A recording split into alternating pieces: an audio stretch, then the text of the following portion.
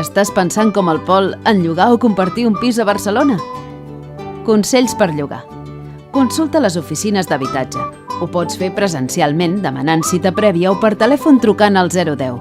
T'ajudaran a tramitar el lloguer i demanar ajuts, arribar a acords amb el propietari i accedir a les borses d'habitatge.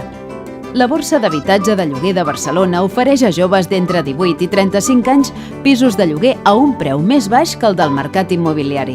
Per accedir-hi, has d'estar empadronat a Barcelona, tenir un nivell d'ingressos determinat i estar inscrit al registre de sol·licitants d'habitatges de protecció oficial. Demana més informació per mail.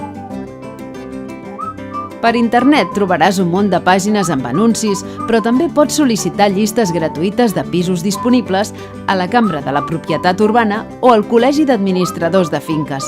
No paguis mai per accedir a serveis similars. Pot amagar conductes fraudulentes. Si el que busques és compartir pis, l'Ajuntament de Barcelona ofereix assessoria en habitatge compartit.